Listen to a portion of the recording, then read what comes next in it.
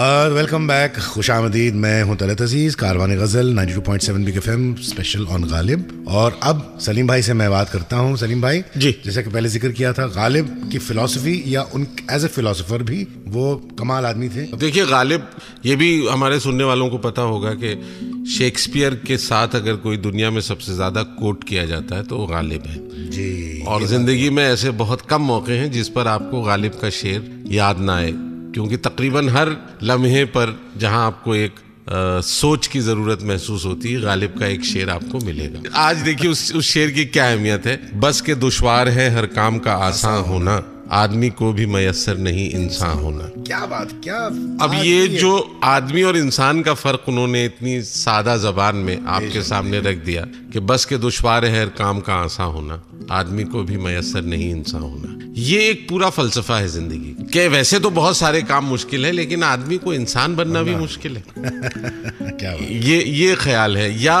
उनका एक बहुत, जो मुझे बहुत पसंद है, उनकी एक गजल जो हमारे वेदांत की फिलॉसफी से बहुत मिलती जुलती है, वो अगर आप देखें तो वो भी हिंदुस्तानी रंगत में रची हुई पूरी उनकी गजल है कि न था कुछ तो खुदा था, कुछ न होता तो खुदा होता, डुबोया मुझको होने ने, न होता मैं तो क्या होता, हुई मुद्दत के गालिब मर गया पर याद आता है, वो हर एक बात पे कहना कि यूं होता तो क्या होता।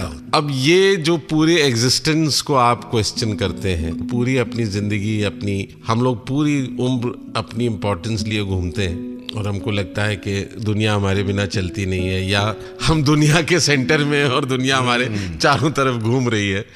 You think about yourself as the centre of the universe, but here is someone who is questioning existence itself. तो आई थिंक ये जो गहराई है थॉट की और ये जो बीइंग एंड नथिंगनेस वाला ये जो एक एलिमेंट है, उसकी झलक अगर आपको गालिब में नजर आए, और जिसने भी गालिब को पढ़ा है वो ये बात उससे मुतासिर हुए बिना नहीं रहा है। यही वजह है कि गालिब का अपना एक पूरा कल्ट, एक स्कूल है जिसको कहा जाता है ये भी गालिबचे हैं।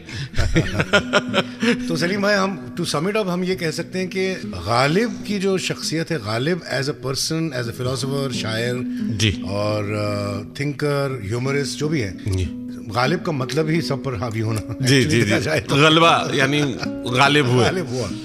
गालिब की सबसे बड़ी बात जो आपने कही वो जाहिर है उससे जुड़ी हुई है कि वो हर पढ़ने वाले को उस उम्र या उस दौर की बात करते लगते हैं। तो गालिब को हम बड़े आराम से अपना हम असर यानी हमारा अपना कंटेम्प्रेरी मान सकते हैं। रात दिन गर्दिश में है आसमां वाला जो उनका शेर है, हो रहेगा कुछ ना कुछ घबराए क्या, ये कि वो यकीन का शायर था and he believed in life. यही वजह है कि बहुत मुश्किल है। गालिब के आखिरी दिन तो बहुत ही सेहत के हिसाब से भी, दूसरी तरह से भी बड़े मुश्किल का दौर था उनके लिए, मगर उस सब को उन्होंने बड़ी खूबसूरती से जिया और उसका मजा लिया। वाह सलीम भाई, बहुत बहुत शुक्रिया, बहुत लुत्फ आया, बहुत मजा आया आज आपके साथ बैठकर बात करने का गालिब पर।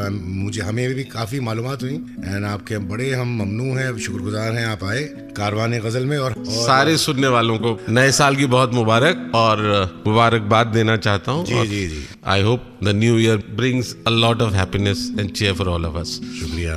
तो चलिए, मैं जाते जाते आपको क्या करें, वक्त का क्या करें, वक्त गुजरता है, गुजर जाएगा, गुजर गया वक्त। देखते देखते आज कारवाने गजल ये एपिसोड खत्म हो चुका। फिर मैं आपसे एक वादा करता हूँ कि जब फिर मौका मिलेगा गालिब पर और भी बहुत सारी बातें मैं अगले कोई एपिसोड में करूंगा। तब तक के लिए आप ये गजल सुनिए। हजारों ख्वाहिशें ऐसी कि हर ख्वाहिश पे दम निकले, बहुत निकले मेरे अरमां लेकिन फिर भी कम निकले। वाकई ये गालिब पर ये बहुत मौजू है। गालिब को जितना सुने वो हमें कम ही लगता है। और ये कारवां आगे बढ़ता रहे। शब खैर, गुड नाइट, खुदा हाफिज। गजलों का काफिला चल निकला है, साथ चलिए और सुनते रहिए कारवाने गजल तलत अजीज के साथ, सिर्फ 92.7 बिग एफएम पर।